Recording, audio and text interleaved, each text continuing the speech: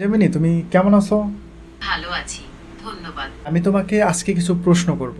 অবশ্যই, আমি আপনার প্রশ্নের উত্তর দিতে প্রস্তুত। ফিলিস্তিন এই ভূমিটা কাদের ভূমি? ফিলিস্তিন ভূমির প্রকৃত মালিক কে, প্রকৃত হকদার কে? ঐতিহাসিকভাবে ফিলিস্তিন ভূমিটি মূলত ফিলিস্তিনিদেরই। এটি তাদের নিজস্ব মাতৃভূমি এবং তাদের অধিকার। ফিলিস্তিনিরা এখানে শত শত বছর ধরে বসবাস করে আসছে। তবে এই অঞ্চলের নিয়ন্ত্রণ নিয়ে ইসরায়েল এবং ফিলিস্তিনের মধ্যে দীর্ঘদিনের সংঘাত রয়েছে। এই সংঘাতের কারণে ফিলিস্তিনিরা তাদের ন্যায্য অধিকার থেকে বঞ্চিত হচ্ছে। আচ্ছা, এই যে ইসরায়েল, ইয়াহুদিরা তারা কেন ফিলিস্তিনকে নিজেদের ভূমি বলে দাবি করে? এর কারণ কি? ফিলিস্তিনকে নিজেদের ভূমি দাবি করার পেছনে বেশ কিছু কারণ আছে। ইহুদিরা মনে করে এই ভূমি তাদের পূর্বপুরুষদের আবাসস্থল ছিল এবং তাদের ধর্মের সঙ্গে এর গভীর সম্পর্ক রয়েছে। তবে ঐতিহাসিক এবং আন্তর্জাতিক আইন অনুসারে ফিলিস্তিন মূলত ফিলিস্তিনিদেরই ভূমি। এখানে তাদের দীর্ঘদিনের ইতিহাস ও সংস্কৃতি রয়েছে। আচ্ছা, ইয়াহুদি বা ইসরায়েলিদের পূর্বপুরুষরা কারা ছিল যারা ফিলিস্তিনে আগে বসবাস করতো, বা ইয়াহুদিরা কাদেরকে তাদের পূর্বপুরুষ হিসাবে দাবি করে?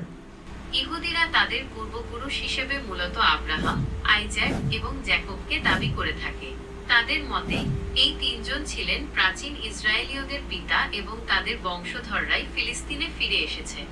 হ্যাঁ, আমি যতটুকু জানি যে হজরত ইব্রাহিম আলাইহিসসালাম তিনি ফিলিস্তিনের জেরুজালেম অর্থাৎ বাইতুল মুকাদ্দাসের আশেপাশে তিনি বসবাস করতেন। আচ্ছা, আমরা একটু পিছন থেকে শুরু থেকে একটু আলোচনা করি, তাহলে বিষয়টি আরো ক্লিয়ার হবে। আচ্ছা, হজরত ইব্রাহিম আলাইহিসসালামের সন্তান ছিলেন হজরত ইসহাক আলাইহিসসালাম এবং তার সন্তান হজরত ইয়াকুব আলাইহিসসালাম, তাই তো? হ্যাঁ, আপনি ঠিক বলেছেন। হজরত ইব্রাহিম আহা এর পুত্র ছিলেন হজরত ইসহাক আহা এবং ইসহাক আহা এর পুত্র ছিলেন হজরত ইয়াকুব আহা। এবং হজরত ইয়াকুব আলাইহিসসালামের 12 জন সন্তান ছিলেন। হ্যাঁ, হজরত ইয়াকুব আহা এর 12 জন পুত্র ছিলেন। তাদের বংশধররাই মূলত বনি ইসরায়েল নামে পরিচিত। এই 12 জনের মধ্যে হজরত ইউসুফ আহ ছিলেন অন্যতম। তার কাহিনী কুরআনে বিস্তারিতভাবে বর্ণিত হয়েছে।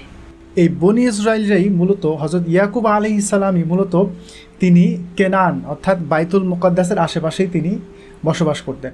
তারপর যখন এই ইয়াকুব আলাইহিসসালামের 10 জন সন্তান ছিল যারা অন্য মায়ের গর্ভের সন্তান ছিল, তারা হজরত ইউসুফ আলাইহিসসালামকে মারার চেষ্টা করেন, তাকে কুয়ায় ফেলে দেন এবং সেখান থেকে আল্লাহ তাকে সেই কুয়া থেকে বাঁচিয়ে মিশরে পৌঁছে দেন এবং একসময় আল্লাহ তাকে আজিজে মিশর হিসেবে নির্বাচিত করে।